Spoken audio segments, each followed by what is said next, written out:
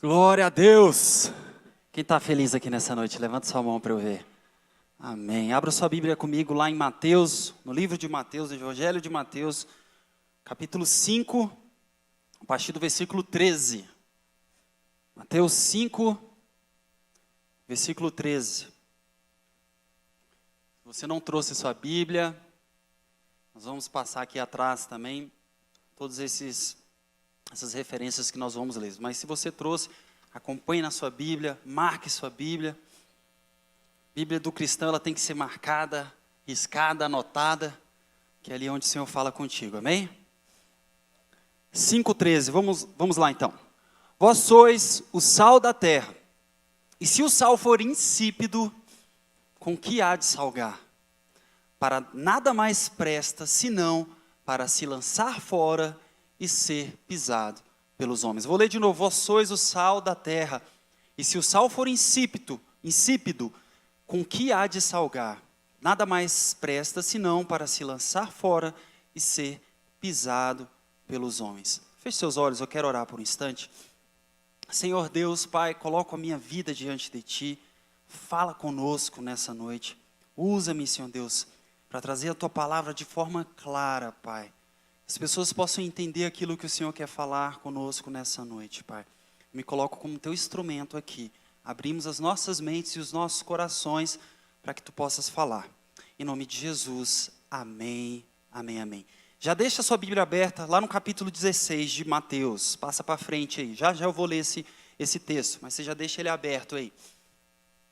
Gente, o tema dessa palavra é salgando a terra. Na Bíblia, presta atenção aqui comigo. Na Bíblia existem várias referências sobre a identidade do cristão, a identidade do povo de Deus.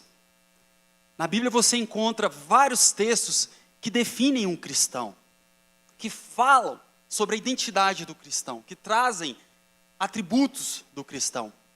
Nós temos várias, posso citar para vocês, a Bíblia fala, por exemplo, que você é sacerdócio real. Quem é sacerdócio real? Diga amém, você é nação santa. A Bíblia fala isso sobre você. A Bíblia fala que você é mais do que vencedor em Cristo.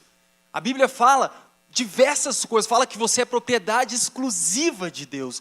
Isso tudo são características, fala que você é luz. Se você continuar lendo esse versículo que nós lemos aí, no capítulo 5, você vai ver que a Bíblia vai falar que você é luz.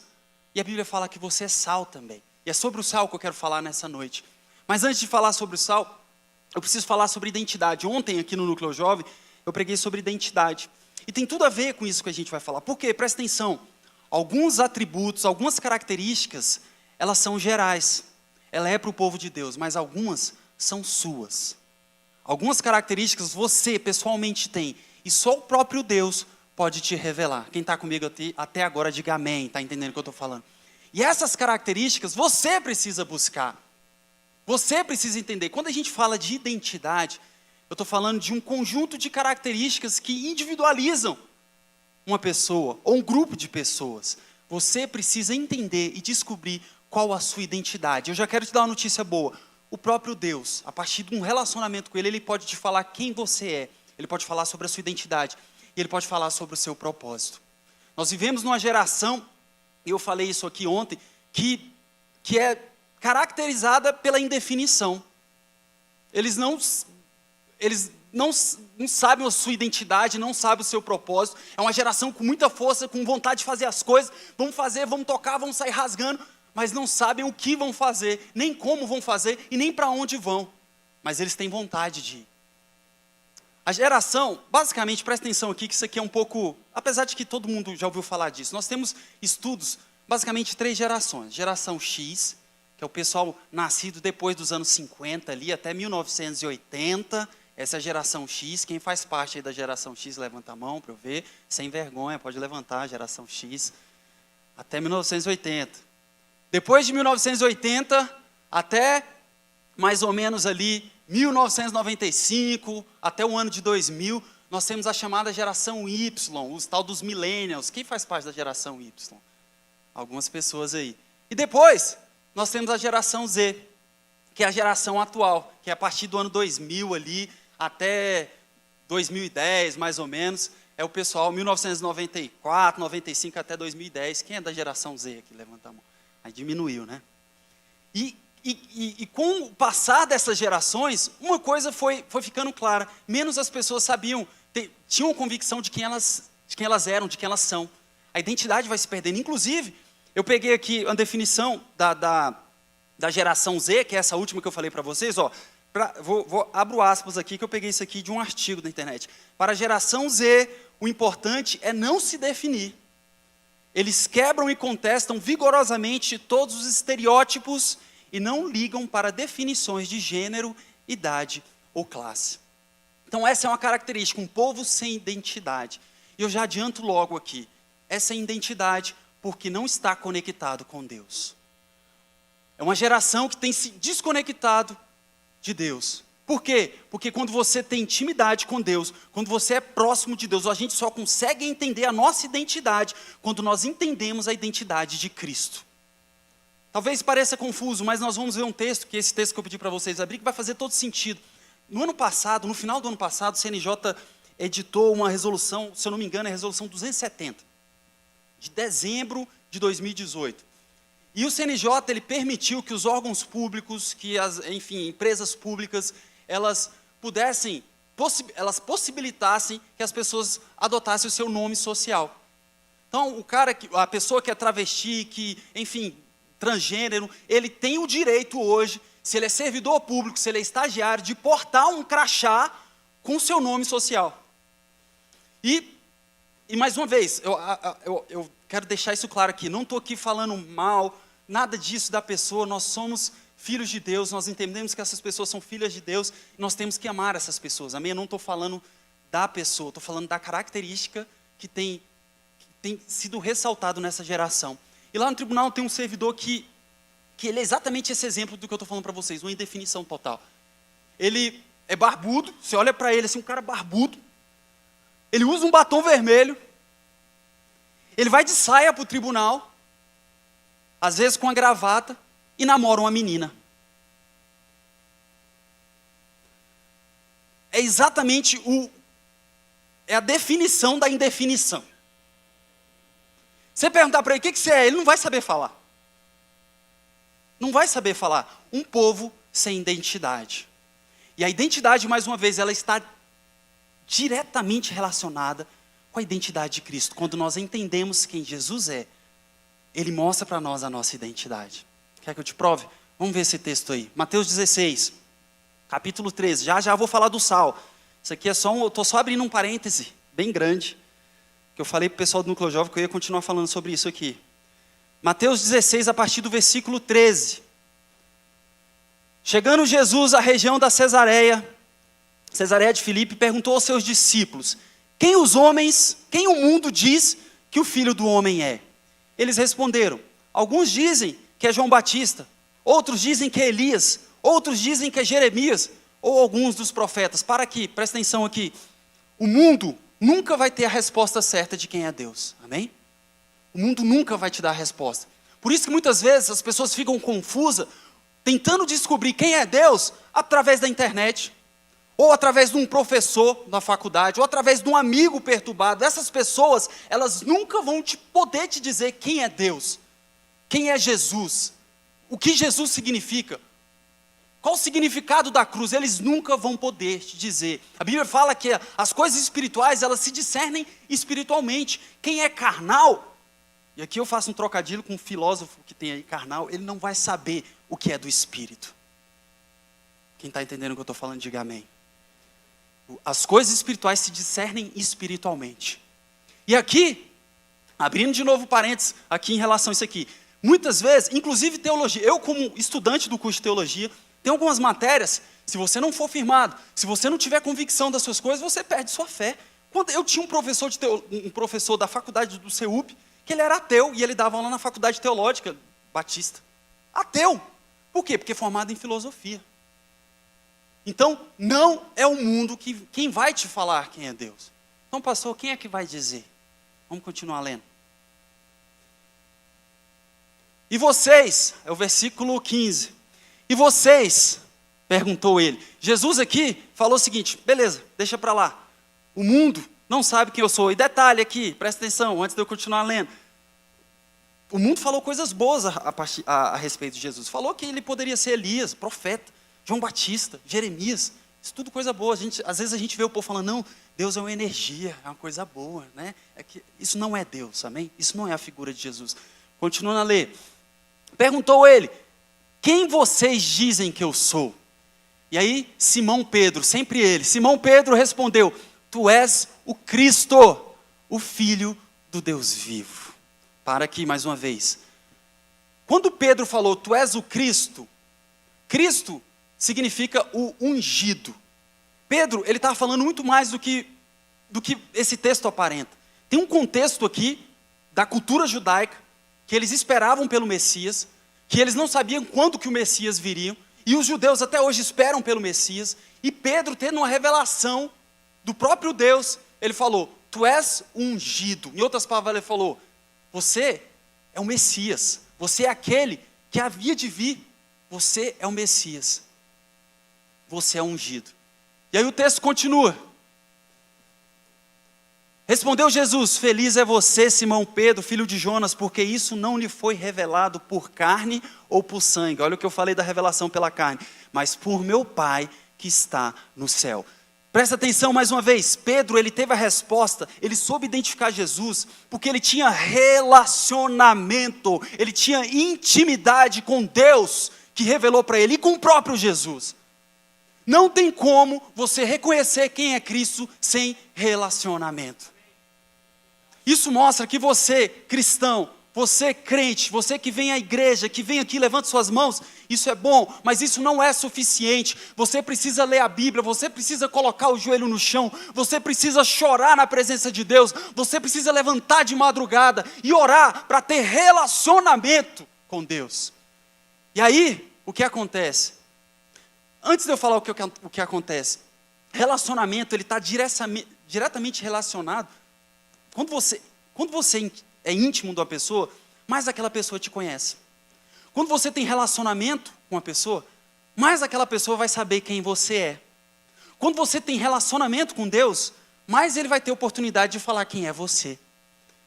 Quem é casado aqui? Levanta a mão. Você é casado.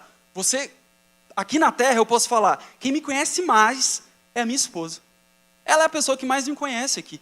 Tem coisas que eu faço aqui, tem coisas que eu faço em casa que eu não faço aqui.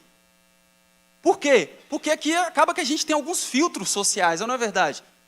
Na minha casa eu danço com a minha esposa. Essa pessoa, você imagina eu dançando, que coisa deve ser? Eu danço.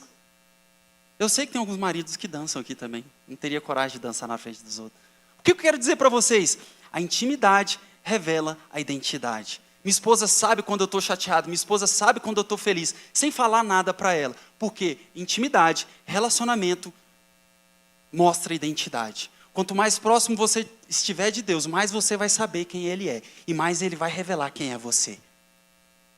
Quem está entendendo? Vocês estão meio caladinhos. O que isso quer dizer? Então vamos continuar lendo aqui. Versículo, qual o próximo? É o 18. E eu lhe digo, olha só, depois que Pedro teve a revelação, aquela revelação, você é o Messias. Aí Jesus falou, então tá bom, eu vou te dizer agora quem é você. E ele, pois, eu te digo, você é Pedro, e sobre essa pedra edificarei a minha igreja, e as portas do inferno não poderão vencê-la. E continua o texto. E eu lhe darei as chaves do reino dos céus, e o que você ligar na terra será ligado nos céus, e o que você desligar na terra terá sido desligado nos céus.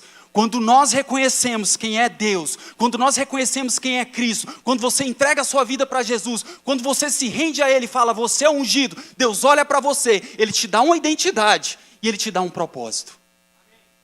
Foi exatamente o que Ele fez com Pedro. Identidade fala sobre o presente, Ele falou, você é pedra. E depois Ele começou a dar um propósito. Ele falou, as portas do inferno não prevalecerão. Olha o futuro, jogando para frente. O que você ligar na terra será ligado no céu. Propósito, futuro. Quando você reconhece quem é Deus na sua vida, quando você reconhece quem é Jesus na sua vida, Ele vai falar quem é você e Ele vai te dar um propósito para viver. O que a gente precisa fazer? Primeira coisa, reconhecer que Ele é o Salvador. Reconhecer que Ele é Deus. E segundo, relacionamento. Nós precisamos ter relacionamento. Mais uma vez eu falei, aqui Pedro teve uma mensagem específica para ele. Você só consegue algo específico para você quando você buscar a Deus, quando você desenvolver intimidade com Deus, relacionamento com Deus. E aí ele vai falar o seu íntimo, você que vive sem propósito, você que às vezes vive perdido, ele vai sentar contigo e ele vai falar para você quem é você. Ele vai tirar o que as farsas que o inimigo às vezes lança na sua cabeça, falando que você é um alcoólatra, que você é um pecador, que você é um mentiroso. Ele vai falar quem é você, ele vai falar você é rocha. Eu te fiz para isso, com esse propósito, mas é preciso relacionamento. Nós precisamos voltar a nos relacionar com Deus. Mais do que uma oração antes de uma refeição, mais do que um culto aos domingos ou aos sábados, nós precisamos ter relacionamento. Dia após dia, você precisa estar em oração, você precisa estar em espírito. Nós precisamos renovar isso no povo de Deus, um povo conectado com Deus. Amém? Quem quer ser esse povo conectado? A Bíblia fala que você é sal. E o sal, e eu quero explorar um pouco, sal tem algumas propriedades. E a primeira delas é a seguinte, o sal, ele muda o ambiente, ele altera o ambiente. Nós tivemos uma experiência há algumas semanas atrás com a Anne que foi interessante.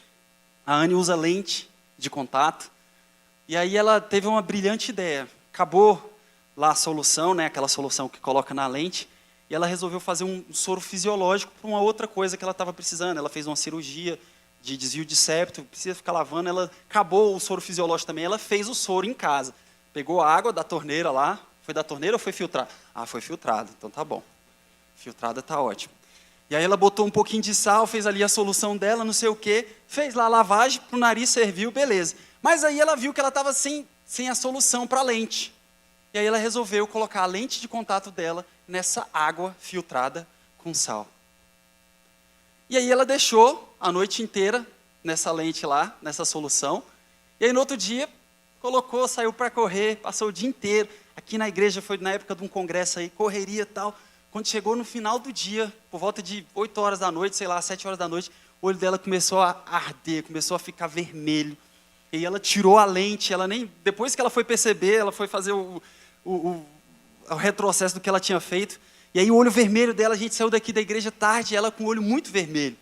E aí ela sempre usa lente, às vezes, eu achei que era algo normal, às vezes incomoda mesmo. E aí à noite ela foi me contar o que ela tinha feito, né? Você chegou a me contar à noite? Não, ela ficou em silêncio, ela viu o pecado que ela tinha. Enfim, se ela tivesse me falado quando ela estava fazendo, eu não deixaria, mas enfim. E aí fomos dormir. Quando dá 3 horas da manhã, eu vejo uma pessoa me cutucando. Amor, eu falo, o que foi, amor? A gente precisa ir no oftalmologista. Eu, que horas são? 3 horas. Eu falei, amanhã. Amanhã de manhã. Ela começou, não dá, ardendo muito, o olho ardendo muito, saindo, lacrimejando. Aí vamos ter que ir no oftalmologista. E fomos. 3 horas da manhã, lá no hospital oftalmológico. Chegando lá, aí que ela foi contar a história. Aí eu estou aqui, não, o médico ficou aí com o olho desse jeito. Aí ela, não, na verdade, o que aconteceu foi, aí contou a história. E ela já estava assim, ceguinha. Eu fui guiando ela até o médico, pra você ter ideia. Aí ela contou a história, o médico, ela não viu essa cena, eu vi, o médico fez assim, ó. Assim, a decepção no olhar. Cara, quem tem lente, nunca você pode colocar a sua lente na água. A água tem parasita, tem uma tal da parasita chamada cantamoeba, que ela não morre nem com cloro. E essa parasita, ela perfura o olho, a córnea, em 24 horas. E ela passa de um olho para o outro e cega as pessoas. E aí, quando ele foi fazer o exame dela, tinha uma úlcerazinha na córnea dela.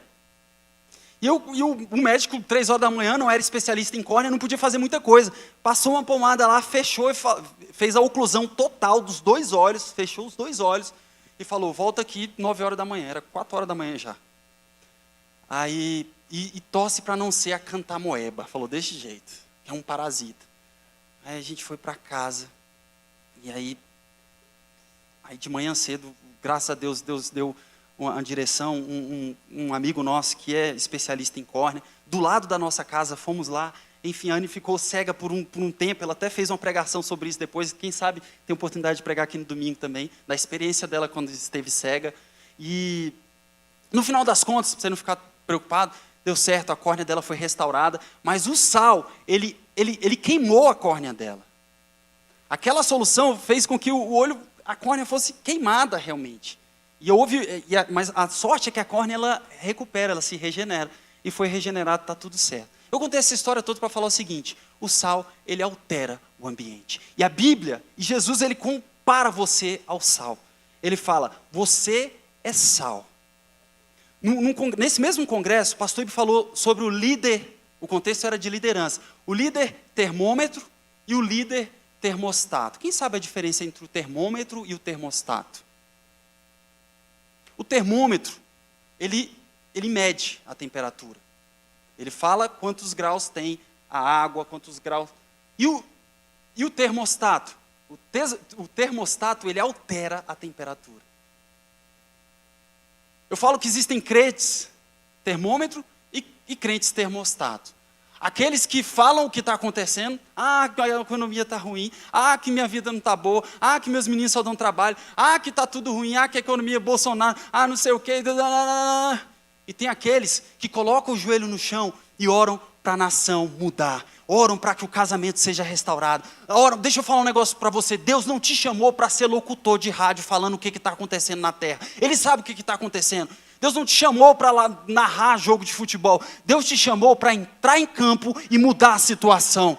Deus te chamou para ser termostato. Deus falou que você é sal. E tem uma coisa que o sal faz, ele altera o ambiente, ele muda a atmosfera. E Deus falou, e Cristo falou para você, você é sal. Se você pegar o livro de Samuel, não precisa abrir não, eu botei a referência, depois anota depois você lê Samuel 19, 18, um texto muito interessante. Quando Saul estava perseguindo Davi para matar, Saul queria matar Davi corre para Samuel, profeta, homem de Deus, e aí Saul manda os seus capangas lá para buscar Davi, para matar Davi, e o texto fala que chegando lá, a presença de Deus encheu, ele foi até o lugar onde a escola dos profetas, onde Samuel ficava, e eles começaram a profetizar. A Bíblia fala isso, o ambiente de adoração, um ambiente criado pelos filhos de Deus, esse ambiente fez com que ímpios começassem a profetizar. E aí mandou uma segunda leva, eles chegaram e começaram a profetizar. Depois o próprio Saul, um homem que você vai ver que nessa fase já estava demoniado, já tinha tentado matar Davi com a lança. A Bíblia fala que ele começou a profetizar. Uma atmosfera formada, uma atmosfera criada pelos filhos de Deus, faz com que o ímpio se converta, faz com que as pessoas queiram Deus, faz com que a presença de Deus entre nas pessoas. Você tem esse poder na sua mão. Diga amém. Você tem noção do que Deus colocou nas suas mãos? Segunda coisa que o sal faz, esse aqui é interessante, o sal, quando em demasia, ele estraga. Salga. Já comeu comida salgada demais? Estraga a comida. O Mar Morto, vocês vão ter oportunidade, quem vai para Israel, de ir até o Mar Morto. É muito interessante, é uma experiência muito bacana. A concentração de sal no Mar Morto é 10 vezes mais do que num mar comum. Eu estudei sobre isso, tem 300 gramas de sal para 1 litro. 300 gramas é muita coisa, mais alguns minerais. Então o que acontece? Quando você tenta afundar, você não consegue. Você boia, você só fica boiando.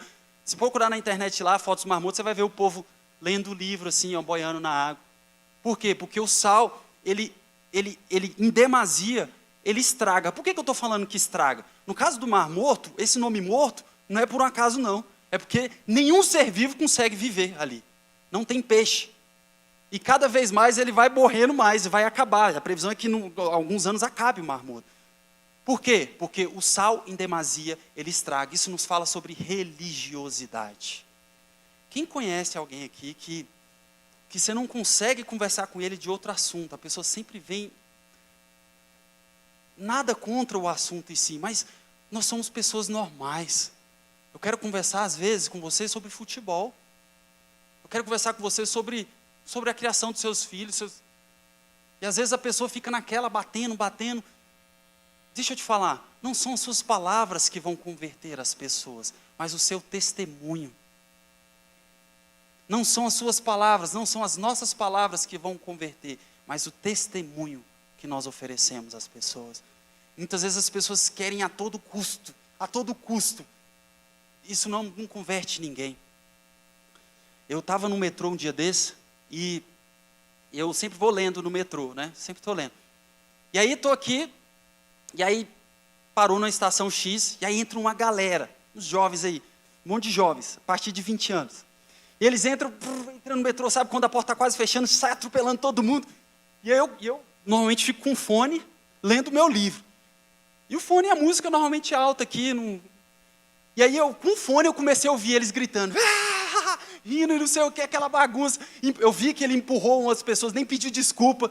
E era assim, uns 10 jovens, o metrô já cheio.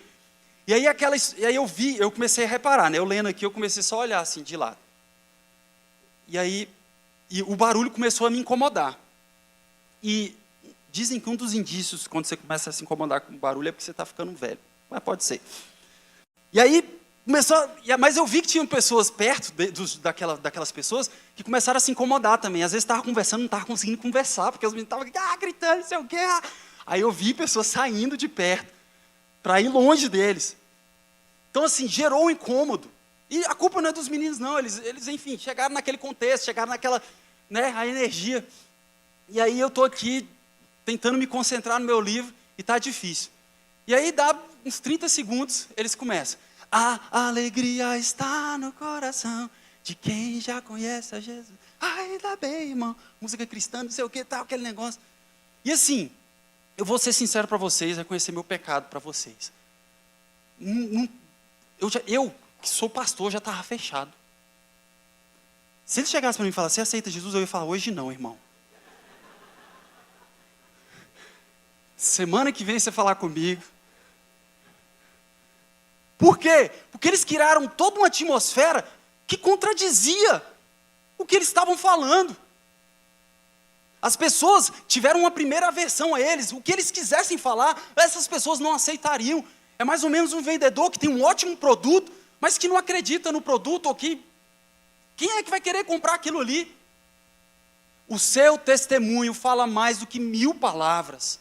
Quem você é como pai, quem você é como funcionário dentro da sua casa, quem você é aqui dentro da igreja, a forma como você se porta, tudo isso fala muito mais do que você abrindo a Bíblia e pegando. O seu testemunho, as pessoas vão olhar para você, para a sua vida, para o seu caráter, para o seu nome. É isso que faz a diferença. Quando a Bíblia fala de religião, ela fala no seguinte contexto: a religião verdadeira é cuidar dos órfãos e das viúvas, é cuidar, é uma ação. Isso fala, você quer ser religioso? Então faça. Não fica conversando fiado, não. Faça. As pessoas vão olhar para você e vão falar, beleza, bacana. Quem está entendendo o que eu estou falando, diga amém. Não estou bravo com vocês, amém? E para terminar, eu tenho 1 minuto só. O sal, ele dá gosto. É bom ou não é uma comida bem temperada, né, gente? Vocês que já estão com fome essa hora. É bom. Quem já comeu uma comida sem sal? Não é ruim? Não é um negócio assim que você fala... Tá. E você consegue compreender que a Bíblia fala que você, cristão, você é sal. Mas se você não servir para salgar, você não serve para nada. Se você não servir para mudar o ambiente ao seu redor, você não serve para nada. E a Bíblia é mais dura ainda, ela fala, você vai ser jogado fora e será pisado pelos homens. Isso fala muitas vezes de pessoas que vivem sem fazer a diferença na vida dos outros. Vivem uma vida comum, uma vida tranquila. Deus não te chamou para isso. Deus te chamou para salgar, na medida certa. Como? Através do seu testemunho. Eu falei sobre isso no ponto anterior. Através das suas ações. Como assim, pastor? Através das minhas ações? Quando você serve alguém, quando você cuida de alguém, quando você ajuda alguém, quando você ora por alguém. Nós temos perdido a noção do quanto a oração tem poder nas nossas vidas. A Bíblia fala bem assim para nós, pede isso lhe será dado. Às vezes a gente primeiro leva os nossos filhos ao médico antes de orar. Nada contra levar ninguém ao médico. Eu creio que a medicina está aí para nos servir. Que Deus dá sabedoria aos homens. Mas por que não orar antes? Se a Bíblia fala que a nossa oração tem poder. Vocês entendem o que eu estou falando? Não custa nada tentar, né? Então vamos orar antes. Vamos inverter a prioridade. Vamos colocar Deus primeiro em tudo nas nossas vidas. Você pode mudar a vida das pessoas. Você pode dar gosto à vida das pessoas quando você profetiza na vida delas.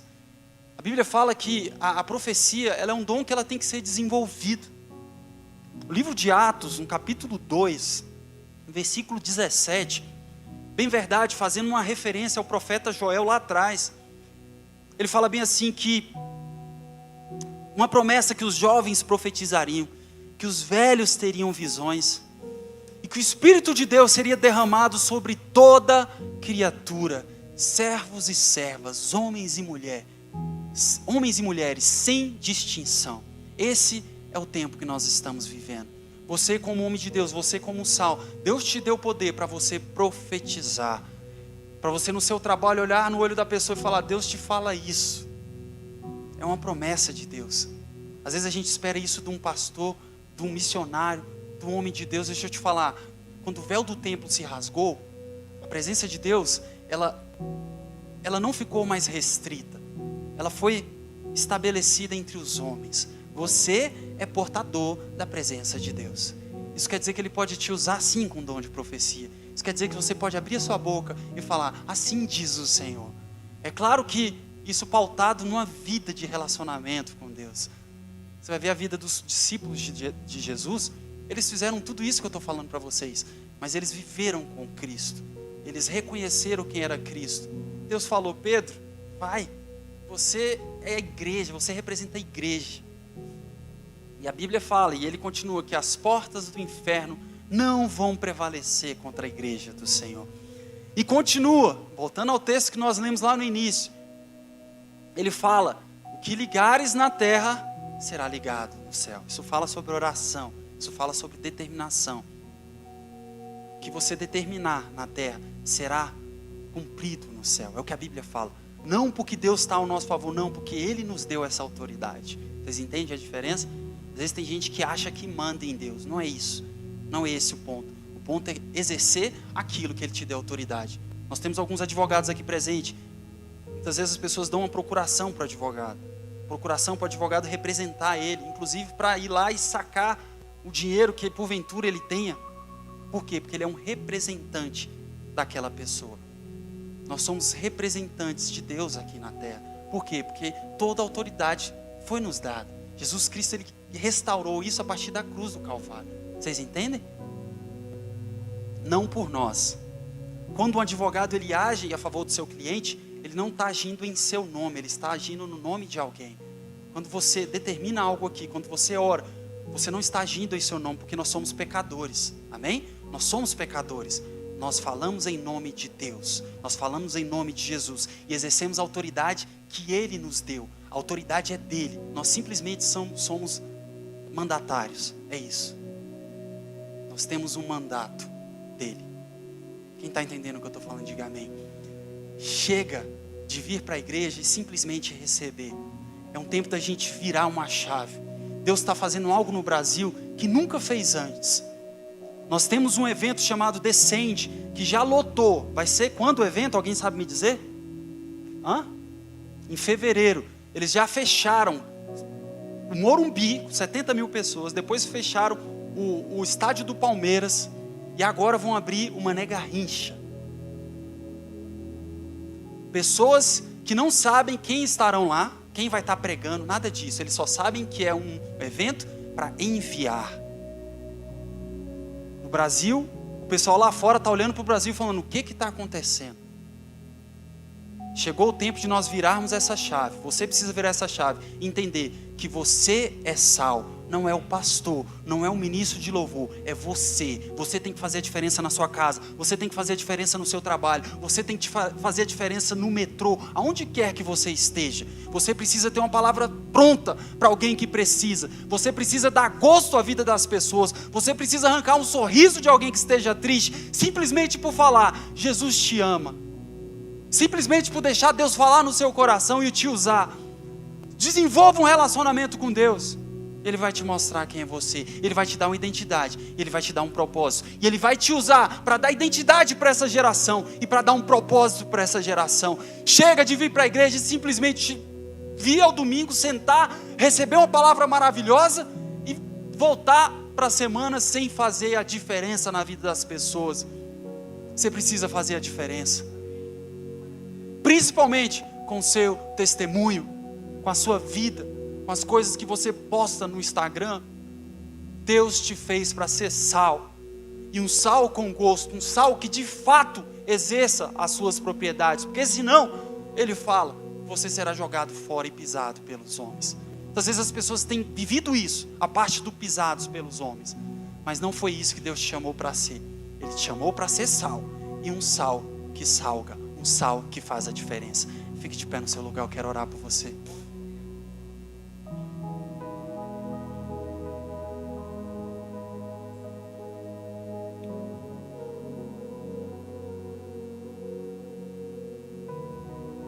Eu vou falar para vocês uma profecia que Deus me deu há uns 2 anos atrás.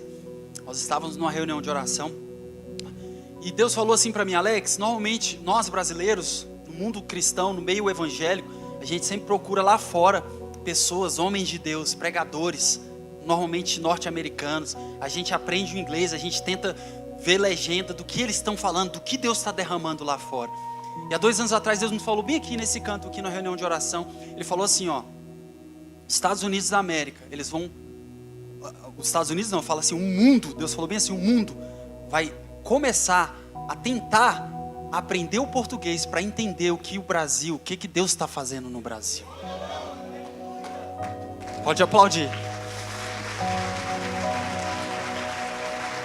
Isso, para mim foi um negócio tão absurdo que eu falei: como assim alguém vai aprender o português para entender o que está fazendo no Brasil? A gente sempre veio de baixo, essa é a nossa cultura, sempre tentando alcançar alguém e ver como é que faz. E Deus deu uma promessa clara, Ele falou: as pessoas vão olhar para o Brasil e vão tentar entender o que Deus está fazendo naquele lugar. Eu preciso entender essa língua, eu preciso entender o que os pastores estão pregando ali, porque eu quero receber.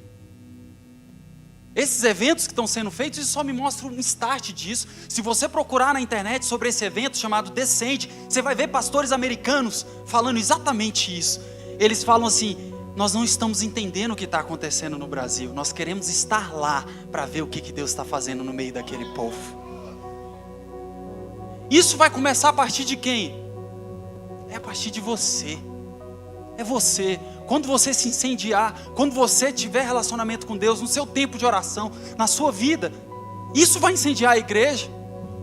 Não adianta a gente tentar aqui botar fogo em vocês, isso não vai acontecer. Vocês são maior número do que nós. Normalmente acontece ao contrário, a igreja coloca fogo aqui no altar. Vocês vão incendiar a gente. Mas isso só vai acontecer se durante a semana você mantiver a chama acesa. Não tem como a gente tentar uma vez por semana reacender um fogo. Seja sal onde você estiver. Deus tem uma palavra profética para mim. Eu declaro que isso vai começar a partir da nossa igreja. Nós vamos ver cura no nosso meio, nós vamos ver transformação de homens, transformação de mulheres, transformação de casamentos. Por quê? Porque essa é a promessa de Deus. Nós vamos sim ver os nossos velhos tendo visões, os nossos jovens profetizando. Por quê? Porque essa é a promessa de Deus. E mais do que tudo, nós vamos ver se cumprir a palavra de que o Espírito de Deus seria derramado sobre todos, sem diferença. Mas isso só acontece de um jeito: se nós quisermos. Você precisa querer ser esse sal. E a notícia boa é que Deus está aqui, inclusive para salgar de novo, para dar gosto de novo àqueles que se tornaram insípidos. Feche seus olhos no seu lugar, vamos orar. Espírito Santo de Deus, eu quero que você ore, amém? Ore. Peça para que Deus te incendeie de novo. Sabe, que você possa voltar a ter gosto. Ó Espírito Santo de Deus, Pai. Toma esta igreja, toma essa nação, Pai. Nós precisamos de Ti, incendeie o Teu povo, Pai. A partir de nós, a começar por nós, as nossas vidas, os nossos testemunhos, as nossas ações. Queremos refletir a Tua glória em tudo que fizermos, Pai. Em tudo que fizermos, Senhor Deus, toma as nossas vidas, Pai. Toma as nossas vidas, Pai. Espírito Santo de Deus, tenha liberdade nesse meio, Pai. Tenha liberdade aqui, Pai. Pai, o Senhor é um Deus que tira o choro do quebrantado, Pai. O Senhor é aquele que traz alegria aos tristes, Senhor Deus. O Senhor é aquele que faz com que o solitário passe a viver em família, Pai. Pai, nós cremos em Ti, nós cremos no Teu poder e sabemos que temos uma identidade real, não aquilo que o mundo fala, não aquilo que as pessoas falam para nós, mas aquilo que o Teu Santo Espírito fala ao nosso respeito, que nós somos sal dessa terra, que nós somos luz do mundo, Pai. Toma as nossas vidas, tira Senhor Deus, todo engano do inimigo, Pai, querendo tirar a identidade dessa geração. Espírito Santo de Deus, que possamos ser usados para reconectar essa geração, que possamos ser usados, Senhor Deus, no nosso local de trabalho, Pai, na nossa faculdade, para reconectar uma geração desconectada de Deus, Pai. Usa-nos como instrumento nessa terra, usa-nos para dar gosto à vida das pessoas, para dar felicidade à vida das pessoas, Pai. Usa cada crente, cada cristão nessa noite, Pai. Pai, o Senhor levanta um exército aqui, Pai. O Senhor levanta um exército aqui no nosso meio. Espírito Santo de Deus, Pai. Toma as nossas vidas, Pai. Ensina-nos o poder que a igreja tem. Ensina-nos, Pai. Revela, Senhor Deus, o poder que tem a casa do Senhor. Revela-nos, Senhor Deus. Revela-nos a Tua glória em nome de Jesus Cristo, Pai. Espírito Santo, levante suas mãos ainda em oração. Espírito Santo de Deus. Feche seus olhos, Senhor. O Senhor está passando no nosso meio.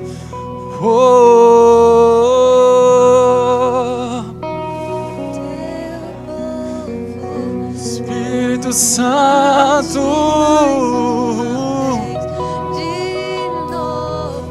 renova o Teu povo, Senhor. Faz, Senhor.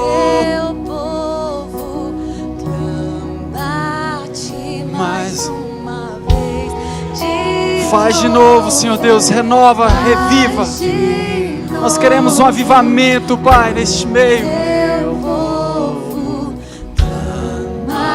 Cante isso mais uma vez. De novo, faz de novo. O Teu povo clama. Começa a clamar mais uma vez. De novo, faz de novo.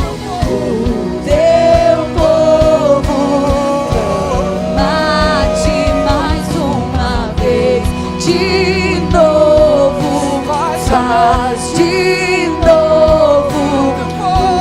Teu povo clama-te mais uma vez. De novo, faz de novo. O Teu povo. O que dizer, o que fazer? Cante, vai. Faz de novo, faz de novo. Toma as nossas vidas, Senhor. Teu povo. Vamos pro refrão, vamos. Espírito Santo. Faz o que fazer quando Ele vem aqui. Mais que ser bem-vindo, nós te desejamos outra vez. Outra vez. Aqui. Cante isso, vai, o que dizer? O que dizer? O que fazer quando Ele vem aqui?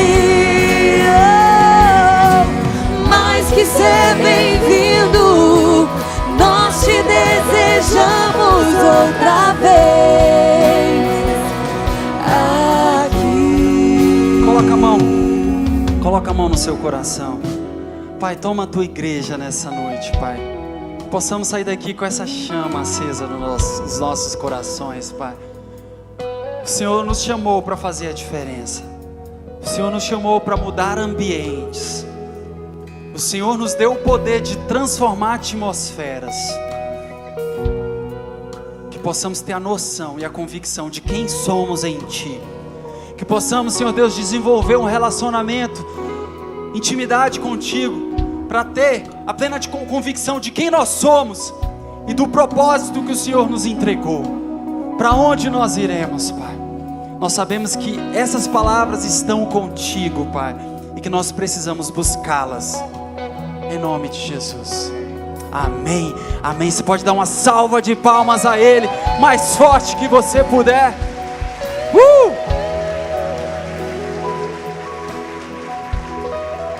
Deus é bom demais. Glória a Deus. Eu queria continuar, mas a gente tem horário. Sente-se no seu lugar por um instante.